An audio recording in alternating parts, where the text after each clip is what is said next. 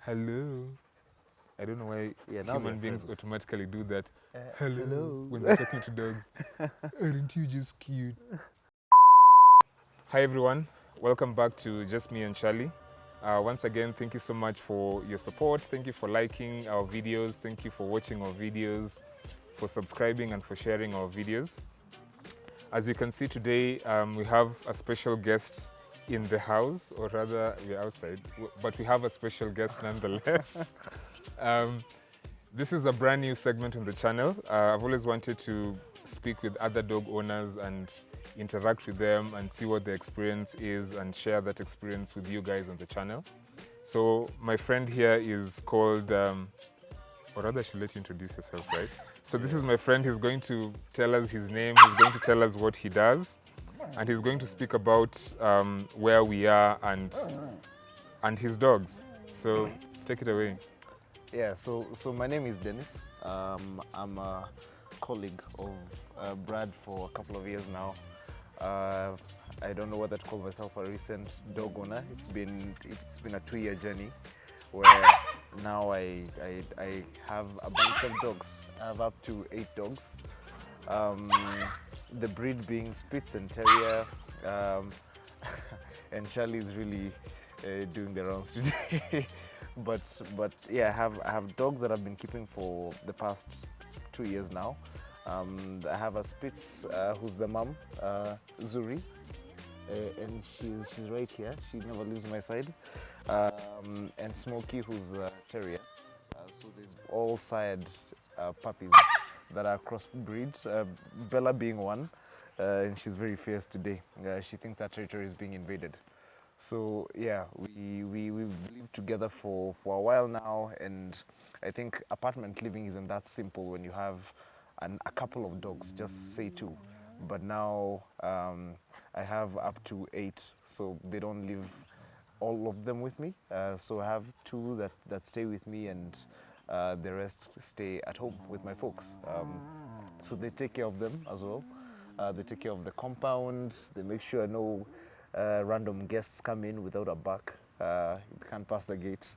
And they do a pretty good job. So yeah, that's what's been happening with me. Someone's just coming around the gate. So that's how they take care of the compound. Yeah. Yeah. So thank you so much, Dennis, for coming on today. As you've heard from Dennis, he's going to be sharing his experience with us.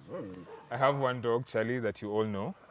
Sometimes he drives me crazy and insane. So having 8 dogs, you said? Yeah. Having 8 dogs should be quite interesting. So, Dennis, Yeah. why dogs? Why dogs? Kuna pets nyingi, kuna the parrots, kuna cats. There's all of these pets, but why dogs? We've said this before. Dogs are a man's best friend. And I didn't quite. So when I was younger, we used to keep dogs here at home. And there's a period that passed where I didn't have dogs. Maybe say 6-7 years. And it's because again, dogs aren't cheap to keep. You need to have a budget for dogs. You need to put them, as you pay your rent, you have a budget for your dogs. Yeah. The food you buy for them, the kind of breed you have depends on a number of things tag in there. If I double click in that conversation, dogs that shed need grooming, they need to be trimmed, they need to be washed. I mean, you need to dedicate not only money but time. Yeah. So I didn't quite do my research before I got my dog first. Yeah. So I got my my Spitz. It was driven all the way from Muranga. Yeah. And it was brought at the time we were working at Andela, so I just picked up the dog outside the gate, and I said, cool, let's go home and let me figure this out. Yeah. I bought the starter kit. You buy a leash, you buy a food bowl, you buy food that you think the dog might like, and then you get started. Yeah. But on the first day, things were very tricky because the dog didn't know me. Yeah. Yeah. The car ride home she was shaking the whole time. Yeah. Zuri, now she's shaking, and we get to the house, and she reluctantly gets into the house, and as excited and invested as I was at that moment, I also wondered, so what else? Yeah. Like, what's going to happen? Yeah. So she moves in and she takes her corner and she hides and she sleeps. And in the morning, I find out my door looking at me, Yeah.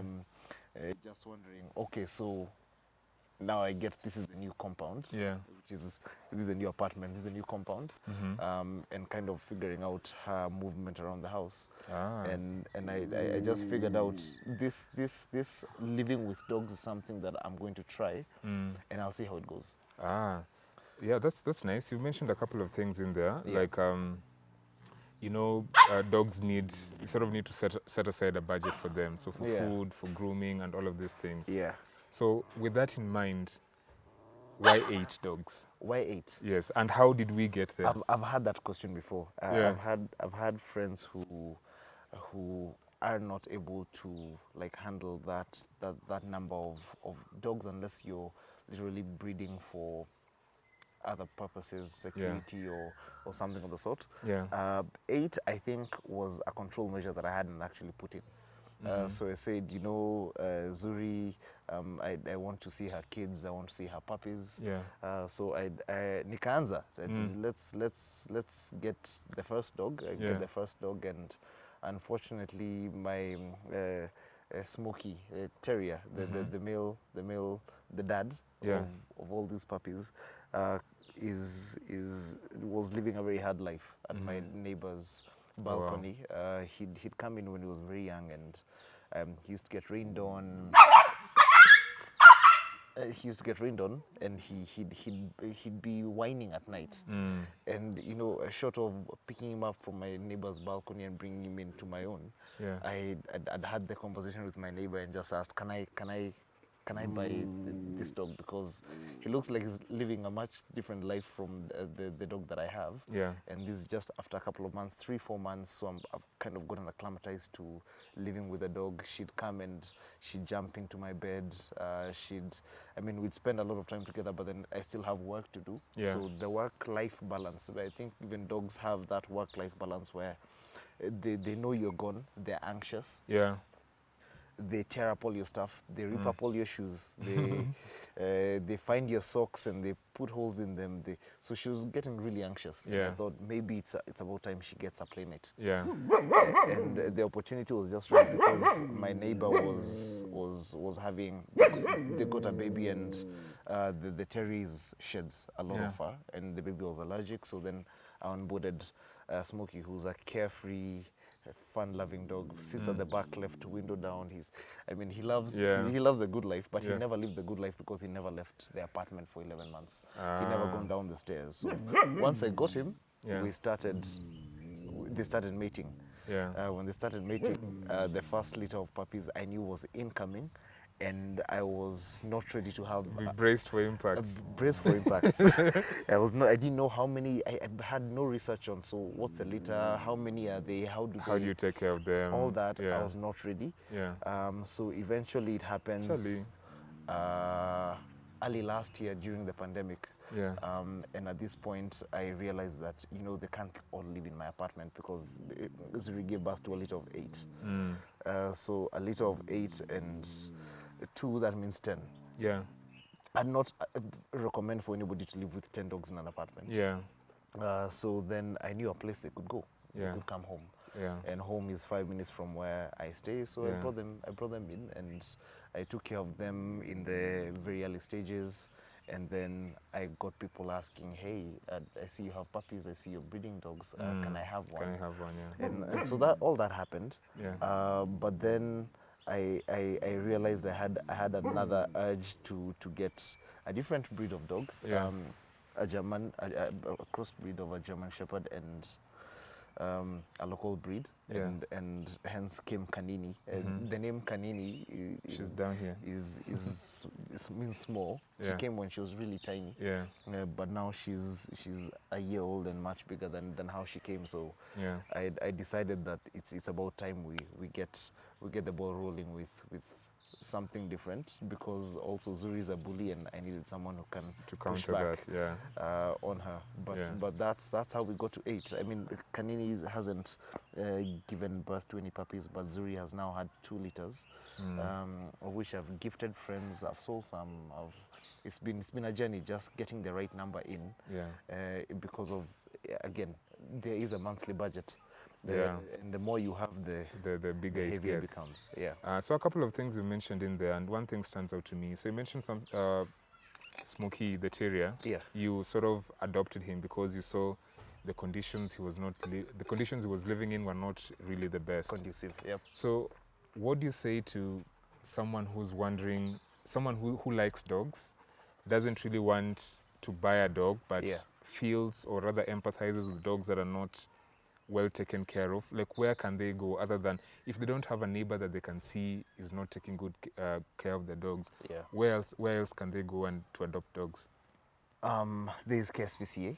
What does it stand for? I know, right? Yeah. You can look it up. KSPCA. I also don't know what that stands for, but you can look it up. Yeah, but there's KSPCA in Karen. Yeah. And I've been there before Yeah. with a close friend of mine to view what they actually do. Yeah. Trying to figure out like what's the whole rescue mission that happens with KSPCA. And they bring in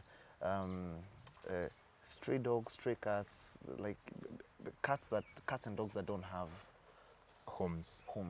Okay. And if you come in, you can adopt a dog, you can adopt a cat, and I mean they have all kinds of dogs. I've seen Rottweilers, Dobermans, golden retrievers. I've seen all kinds of dogs, and I wonder, why don't these dogs have a home? I mean, Yeah. I think every dog, every cat, even horses, they even have horses. Yeah. All these animals can find homes Yeah. that can keep them in a happy state. Yeah. Well fed, well taken care of, groomed. I mean, they don't ask for much. Yeah. Really. If you look at Charlie really enjoys. He lives his best life, and he's very playful and can Yeah, be he's bully very at times. yeah. he's, But that's how they are. Yeah. And just give you a tidbit here. yeah, welcome to having dogs, guys. So tidbit here. But when I joined, when I started what I'm doing now. Yeah. My folks were not the most accommodative with regards to dogs, Yeah. right? I mean, we hadn't had dogs for the best part of 7-8 years, and the dog that I brought home is a house dog. Yeah. It's very different. So Yeah. there's security dogs, And then there's and then there's house dogs. So Yeah. the Spitz and the Terriers, the Chihuahuas, Yeah. all those fit into house criteria. yeah. And I've just brought Zuri home, and my dad tells me, your mom is coming, eh? And your mom doesn't like dogs. Yeah. So you'll see what's gonna happen. And just to take you up on that, Yeah. do you think that's one way girlfriends or boyfriends, husbands or wives can begin to sneak in that dog agenda? Yes. They're like, it's not a big dog, it's a tiny dog, it's a That's house dog, it's a lap dog. Do you think that's one way to start going I'll about carry it? it in my handbag. I'll put it in my. The stories are the same. Yeah. So I walk in home I come in home and my dad sees and he laughs and he tells me, "Oh, you just wait for your mom come home." Yeah. And my mom comes home and I mean Zuri had gotten. Now we've been 3 months together and she knows the drill. Yeah. So she sees someone new and she does a high five. She gets up on her paws and she'll high five. So my mom asked her, "Whoa, you brought a dog?" I was like, "Yeah," but she's still waiting. And my mom is like, "What does she want?" She's like, "She wants a high five." Yeah. She's like, "Oh," I told her, "Just high five." Then she high five. Then she goes back down. She's like, Oh, "Yeah, wow. now we're friends." Oh, wow. Since then, my mom fell in love with Zuri Yeah. and the rest of the puppies that came after that. You've seen her carrying. Yeah. So I mean it's something. It's a thing, Yeah. and I would urge more people just take on if you have. I always say please try find an environment that you can accommodate these dogs in. Yeah. Give them some space. Give them time. Give them time. They're very. You said a number of times. Zuri is very affectionate. Loves to be carried. Loves to just always be on your lap and. That's you have to give time. So that's one thing that shifted when I got dogs. Yeah. I now would spend a lot more time at home. Just playing, taking walks, going to Karura, to the forest. They love that. Yeah. And what does a typical day look for you? I know you go to work. Yeah. So sometimes some of your dogs stay here. Sometimes Yeah. some of your dogs stay with you in an apartment. Yeah. Assuming that you're in your apartment and you're leaving for work with some of your dogs there, what does a typical day look like for you when you wake up and you leave for work and come back? Well, you have to get up and prepare for them. They also have a cycle. They have a day. Yeah. And this day entails, having, they need to be fed. Yeah. If you're living in an apartment with a dog, you have to clean up after it because, I mean, they don't clean up after themselves. Yeah. And so you need to clean up after the night that they've had. You need to put food for them. You need to plan your day accordingly and fit them in. Know when you'll get back home to take care of them. Yeah. Know when they need to do their work. So part of the morning, part of a routine that you get into is dogs kind of get into a cycle of when they actually go and take a dump. Yeah. If you get them into that cycle, it also means you need to figure out when they need to eat. Yeah. If they eat at night, they'll want to poop in the morning. So part of your morning before you shower becomes, let me take the dog out on a 5-minute walk. It smells some grass and it's good to go. Yeah. And after the walk, you come back in and you set some food and you put them in their quarters. If you have a kennel built for them, put that food there. If you have a balcony, you set them up there. And after that, you leave. You might want to, depending on the breed you have, you might want to think about whether giving them full access to the house is a thing. Yeah. Or you want to have them Restricted towards one restricted area. to a certain area. Because, for example, with my shedding dogs, I know I cannot give Charlie full access to.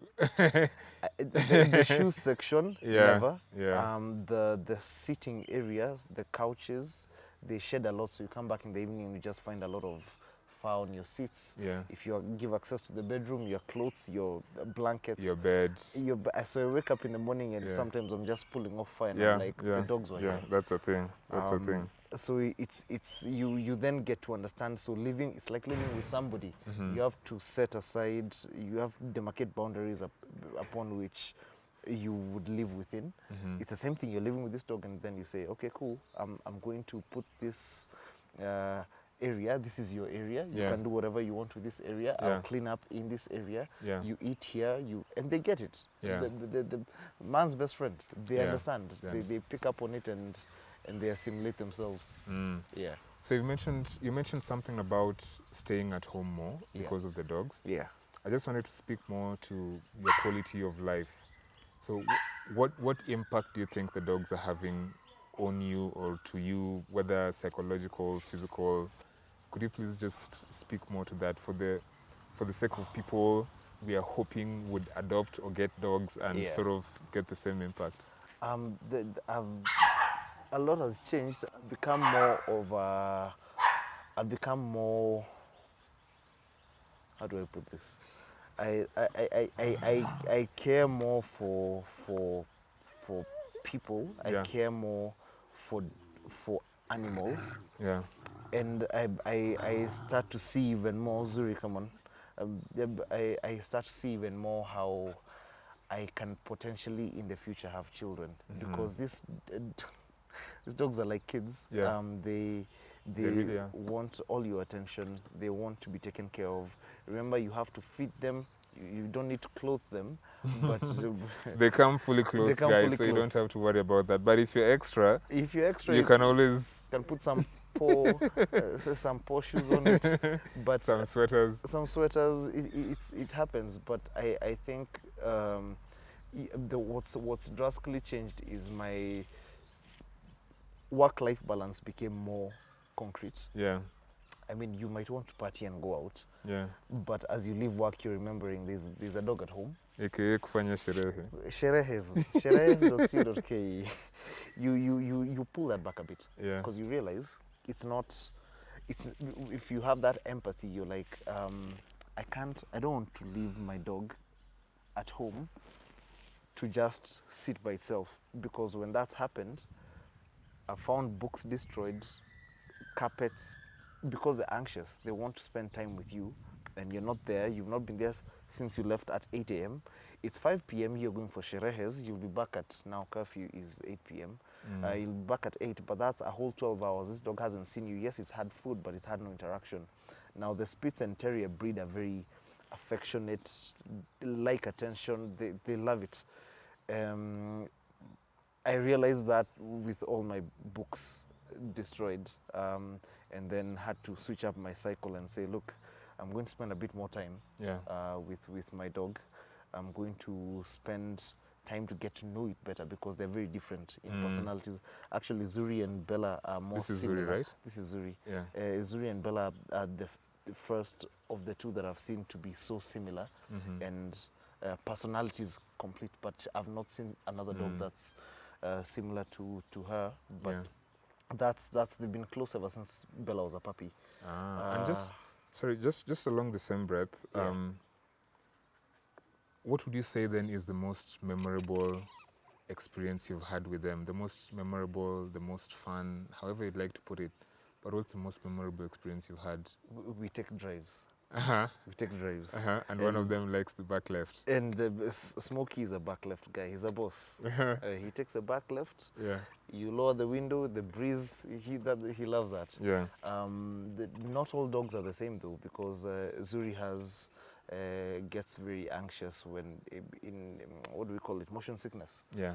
So she's in a car. She's either trembling, shaking.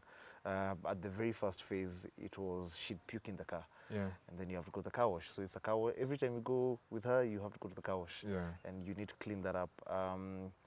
Most memorable moments are in Karura. Yeah. When we're taking our 2-3 hour walks and she's meeting other dogs that she hasn't met before. But it's been an interesting journey with me and her, and then now the rest, because the rest have come after first of her name, Princess Zuri. Yeah. And what would you say is the not so memorable experience you've had? Now those are many. Those are many. And those are part of the learning curve that I've gone through, because there are things that you need to learn that dogs don't do. And as much as we might love them, there are things that we shouldn't really do. Don't feed them chocolate. Yeah. Don't feed them sugar-free gum. You might not feed them, they'll find it. Yeah. It has a component called xylitol. Yeah. It reacts with their pancreas, which shoots up insulin, and then they'll die. Yeah. So I once came home on a Friday night, I think, and just as you empty your pockets, I'm putting everything on my table, and I put the sugar-free chewing gum in the middle of the table, thinking that she wouldn't get there. She hopped onto the table, she pulled it down, she had all 10 pieces of it. In the morning, I find the pack empty, and I look at her, and she looks at I mean, she knows when she's done something wrong. Yeah. And immediately I make a call and ask, like, look, to my vet, are you open? Because I think my dog consumed something that it shouldn't. And that was the case. He told me, okay, so what's going to happen is the pancreas is going to produce insulin that's too high for the body to handle. Then this is good. I said, so do I need to bring her in now? Yeah. And he said yes. And they went and they flushed out the chewing gum. That was fantastic. Second incident is I'm washing her, and I've put some, what do you call it, duducrine. It's washing, defleeing medicine in water. So in this wash, she drinks the water when I'm not washing. And I only notice after the shower that she's drooling. Yeah. And I have a video call, I have a Zoom call in 30 minutes, but I have now to postpone that because I have to rush to the vet. Yeah. And the vet says, we work between 8 and 10 and 4 and 6 p.m. So you're outside working hours, but my dog literally will die between now and then. So I was in a bit of a panic, and I rushed her to the vet, and this is when I learned that we really do not have pet insurance. It's a thing, and I think insurance companies should actually take this up and make it real, because when you have 8 dogs and you take one to the vet and the medication will cost you, what, 15,000-20,000, you start thinking, is there any pet insurance? Yeah. And I did my research then and realized that we are not covered at all for insurance for pets, so you need to, it's heavy on the budget when you have to go to the hospital for them. Yeah. But those are 2 incidences that I had last year in the last year, but one that made me wonder. How well catered is this space of dog ownership? Still very memorable to have them, but then there's structures that need to be put in place to ensure that dog owners, pet owners, all pet owners actually can have a normal, seamless experience. Yeah. What do you find? I don't want to say annoying, but what do you find interesting about working with your dogs out there and people's interactions? Like, what if, like, do people come into your space? Do people just come and touch your dog without asking? Like, what has been your experience with that, and how does that make you feel? It's a bit of everything. Yeah. There are those who are scared, they run. Yeah. There are those who, I mean, are friendly, Yeah. but too friendly. Yeah. So I don't want just anybody touching my dog. Yeah. But then you'll get into an elevator and guys are like, oh my God, it's so cute. Yeah. And then they'll be petting it and like, I don't know you. You're wondering why. Already, I know the dog is wandering. I don't know you. Yeah, and like, even I'm wondering the same thing. I don't know you. You're touching my dog. yeah. So there's all sorts of people, but then it pays to have a big dog that's intimidating because people don't touch those. Yeah, they don't. They don't. They'll ask whether they can and whether it's a friendly one. Yeah. But the breed I have, the Zuris of this life, the Spitz and Terriers, the Chihuahuas, they're like, it's so cute. Can I? Yeah. And then you're saying, okay, cool. I just hope they don't bite you because if they do, that's something else. Ah. Yeah. Okay. Yeah. Good So, girl. Dennis, I Yeah. just wanted to ask you a few things. Something about you living with the dogs in your apartment. Have you invested in some form of training for them? Like, how does that work when it comes to, you know, the whole potty situation, obedience, basic obedience, and all of that? Yeah. Yeah. So for my dogs, what I've done is I've personally trained them. Yeah. To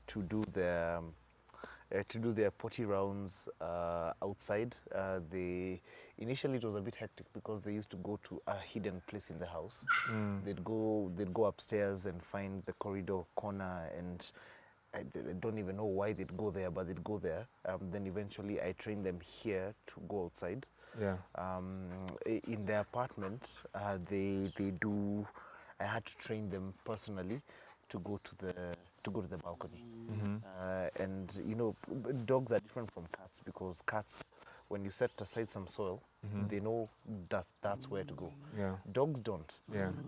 And so dogs know. Come on, mommy. Dogs don't naturally instinctively have that. Yeah. You have to tell them. They're like kids, but they learn fast. Yeah. You show them where to go, and they go there. They start going there. Some actually even go to the bathroom. So one of my puppies goes to the bathroom when he needs to take a pee, and they look for the drainage section of the bathroom. So I mean, if you show, it takes some time. It might take about a month for them to get it. Yeah. In this month, you are dealing with everything, but then after they get it, they'll even open the door. And many a time Zuri woke me up at night, tapping on the door, wanting to go to the balcony because she now learned that the balcony is a place to go. Yeah. So, and you now look out for that at night because you've trained it. You know, when it's tapping the door, it wants to go. You see the signs when it's doing this. The dogs have a compass. They align to the north and south. So if you watch a dog taking a poop, it kind of does around. It's searching for a spot. It's aligning itself to the global north and south. Yeah. And it finds its spot, and it's very interesting. I learned that a couple of months ago, and I always now see them doing that round, and I'm like, oh, so that's north and that's south. Yeah. Good to know. Oh, that's really good to know. Yeah. The other thing is, there's, again, like you mentioned, small dogs versus big dogs. Yeah. And you mentioned something about your dogs alerting you when someone is approaching the gate or someone is walking outside. Yeah. What do you say to people who, what does security mean to you? Like, is security your dogs alerting you when someone is in there or approaching the gate, or is security your dogs being able to deal with an assailant? And also, what do you say to people who think having small dogs like the Spitz and the Terriers have nothing to do with helping you sort of get some form of alert system? So a lot of people think the small dogs cannot offer you protection. Yeah. Nobody touches my apartment door without me knowing, or approaches, Yeah. because they listen, they start barking. Yeah. Before I come home here, when they're here, they Yeah. hear me from approximately 30 seconds out. Yeah. They know the sound of the car that I come in. Yeah. They know my scent. Yes. They smell, the dog's smell is 40 times our smell. So they can smell you from a mile away. For protection, I tell guys, just get your dogs trained. Yeah. Get protection training, get obedience training. A dog you need to be able to call a dog and it comes to you. Yeah. If it's trained and it hears your voice, it ought to come back. The call back needs to be legitimate. It's the same thing that I think I have with my dogs, where if we're taking a walk and they're far up ahead, Yeah. and I call them or I snap my finger, they'll come back. Yeah. Because that's what we've kind of done with them, Yeah. over the past year or two. Yeah. But training is very important. Protection training, obedience training. If you can do it yourself, the better. If you know somebody who can be able to train your dogs for you, by all means. If you don't have the time, that is. But I always say, preferably sit with your dog and let it learn from you. I always say there's not a disobedient dog. There's only untrained owners. Untrained owners. Yeah, that's the thing. If you know how to train your dog, you'll train it and it'll understand, because it's absorbing so much from you, and it's always waiting for you to tell it something. It'll understand. Yeah. Then praise good behavior, admonish bad behavior. Yeah. Praise by giving treats, affection, that kind of thing. And when it does something bad, you need your tone needs to change. Yeah. You can't say it in the same way that, oh my, you're such a bad boy. No, you can't use that Google you can't use that voice. tone. No. Such a bad boy, Such Charlie. a bad boy, Charlie. No, What did you do here? No. You did bad boy. Sit. Yes. Stay. Yes. Stay in your corner. You did something bad. Yeah. So that's the kind of training that I've done with my dogs, and that's why they kind of get it. Yeah. So as we come to a close, what would you like to say to anyone who's watching that would like to get a dog, has been thinking about it, would like to get a dog? What would you say to them? Get a dog. I know, right? Get a dog. I started at 1. Yeah. I'm at 8. Yeah. I know. So there's dynamics to it. You need to have space for them. You need to have medical budget for them. You need to have food budget for them. Those are not blockers to getting a dog. Yeah. If you get a child, you do the same things. Yeah. You have a food budget, you have a medical budget. So it kind of prepares you. I've had a number of friends tell me, look, it looks like you're preparing to have kids. Yeah. Because to always have them in my passenger seat as we're rolling.